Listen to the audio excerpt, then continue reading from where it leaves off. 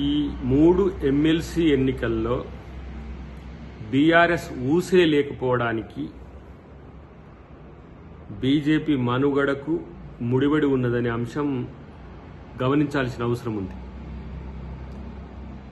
Ideological వార్లో BJP ఎట్లాగూ భవిష్యత్తులో పోరాడే పరిస్థితి ఉంటుంది. ఐడియాలజికల్ వార్లో బీజేపీ మాతో భవిష్యత్తులో గెలిచే అవకాశమే లేదు. కానీ ఈ ఐడియాలజికల్ వార్లో బీజేపీ వైపు బీఆర్ఎస్ ఉండడం అనేదే గమనించాల్సిన అవసరం, తెలంగాణ ప్రజలనేది గుర్తుంచుకోవాల్సిన అవసరం.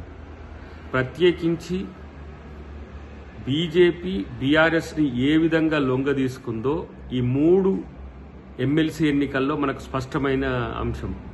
కాబట్టి ఇప్పటి నుంచి బీజేపీని బీఆర్ఎస్ను వేరే ఘాటాన మేము కట్టలేం, 2 ఒకటే. రెండవది, 2 ఎమ్మెల్సీ ఎన్నికల్లో గెలిచిన పరిస్థితుల్లో బీజేపీ నాయకులు మాట్లాడుతున్న తీరు చూస్తే ఒకంత హాస్యాస్పదంగా కూడా ఉన్నది. ఎన్నికల కోసం, ఓట్ల కోసం బీజేపీ ఎప్పుడైనా పోరాడుతుంది, ప్రజల కోసం పోరాడదు. ప్రజల కోసమో లేకపోతే రావాల్సిన నిధుల కోసమో కేంద్రం మీద పోరాడి తేవాల్సిన అంశం మీద ఉండదు, కానీ ఓట్ల కోసం పోరాడుతుంది. అది కొన్ని పార్టీలను పక్కన పెట్టుకొని. ఉప ఎన్నికలు వస్తే మా సత్తా చూపిస్తామన్న బీఆర్ఎస్ ఈరోజు ఎమ్మెల్సీ ఎన్నికల్లో ఏ ఒక్క సీట్లో పోటీ చేయకపోవడం అనేదే మీరు వాళ్ళిద్దరి రాజకీయ రహస్య ఒప్పందానికి సూచిగా చూడాల్సిన అవసరం ఉంది.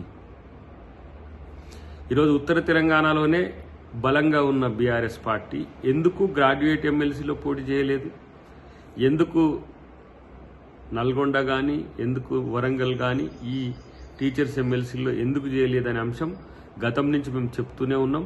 అది బీజేపీకి ఫేవర్ చేయడానికి, ఎంతకైనా తెగించడానికైనా సిద్ధపడి పోరాటమేమో కాంగ్రెస్ మీద, ఓట్లేమో బీజేపీకి వేయించే పనిలో ఉన్నది.